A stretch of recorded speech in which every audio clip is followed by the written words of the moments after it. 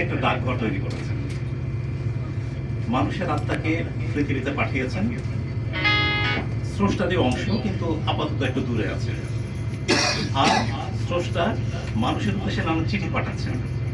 চিঠি কি? যেহেতু স্রষ্টা পরম সুন্দর, যত সুন্দর আছে পৃথিবীতে সব হচ্ছে চিঠি। তাহলে একটা ফুল ফুটে আছে, এটা মানুষের উদ্দেশ্যে একটা চিঠি। একজন সুন্দর করে হাসে, সেটা মানুষের উদ্দেশ্যে একটা চিঠি।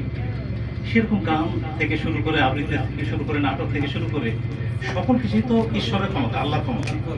তাহলে একজন কি করে গান গাইতে পারবে? একজন কি করে কবিতা লিখতে পারবে?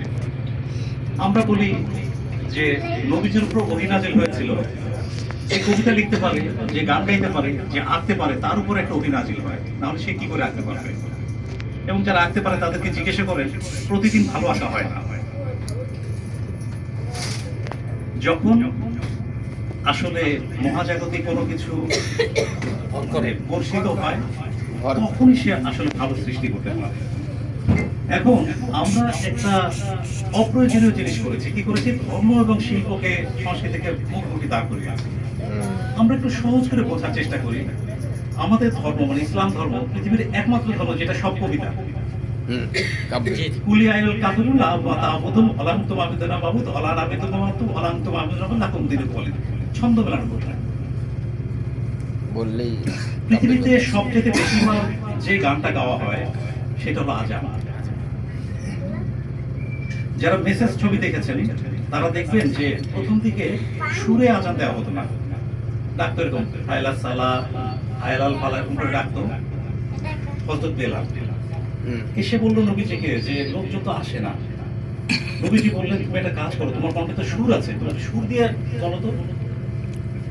সুর দিয়ে যখন বললো, তখন যেখানে লোকজন যাচ্ছিল সে মাথাটা ঘুরিয়ে ফিরে আসছে।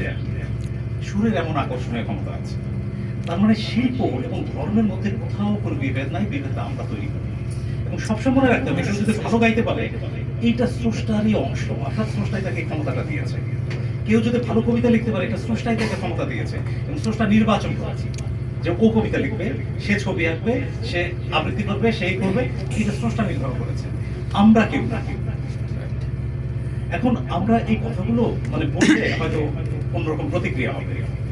আমাদের যে নাটকের দলটা, আমি দেখলাম যে ভারতের একজন উল্লেখযোগ্য নাট্যশিল্পী, উনি আমাকে ইনবক্সে লিখলেন যে তোমাদের নাটকগুলো দেখতে মনে হয় যে তোমাদের সাথে ভগবান মধ্যে আছে। আমি বললাম যে তুমি এই কথাটা কি করে বললে, এত বড় কথা? সে বলে কি, ভগবান যদি মঞ্চে না থাকে তোমাদের সাথে, হিন্দু সে, তাহলে তোমাদের এত ভালো জিনিস তৈরি করা সম্ভব না। কথাটা একটু বোঝার চেষ্টা করেন। যদি কেউ ভালো জিনিস, কোনো জিনিস তৈরি করতে পারে, এটা লিখতে পারে, করতে পারে, সবই হচ্ছে স্রষ্টার অংশ, যদি আপনি স্রষ্টাকে বিশ্বাস করেন। তো সেই জায়গা থেকে আমাদের দেখতে হবে যে আসলে ধর্মের সাথে মানে শিল্পের কোথাও কোনো দ্বন্দ্ব নাই, দ্বন্দ্বটা আমরা তৈরি করি। আপনি দেখবেন যে আরব দেশগুলোতে সেখানে নাট্য উৎসব হয়। সৌদি আরব নাটকের দলই আছে, এবং আমরা বোধহয় কয়েক মাসের মধ্যে সৌদি আরবের একটা দলের আমন্ত্রণে সৌদি আরবের নাটকের শো করতে যাব। এটা আপনার মাথা আকাশ ভেঙে পড়বে যে সৌদি আরবের নাটকে, সৌদি আরবের ব্যান্ড আছে, সবকিছু আছে। যাই হোক, সেই জায়গা থেকে আমরা একটু বোঝার চেষ্টা করবো আসলে আমরা দ্বন্দ্ব তৈরি না, সব ভালো জিনিসই আসলে, সব ভালো জিনিসই এক রকমের সাধনা, এবং সাধনা শেষ পর্যন্ত একটা ধর্ম। যাই হোক, আমি আপনাদের পরিচিত একটা ছোট একটা গল্প আমি আপনাদের সামনে উপস্থাপন করবো। এই গল্পটা সবাই জানেন, ক্লাস 4 গল্পটা ছিল। গল্পের নাম হচ্ছে ঝড়ের পরে। মনে আছে কি? ঝড়ের পরে। এটা আমি দাঁড়িয়ে পারফরমেন্স করেছি ছোটবেলায়, কিন্তু এখন আমি স্মৃতি থেকে কোথাও ভুলেও যেতে পারি, স্মৃতি থেকে একটু আপনাদেরকে বলবো।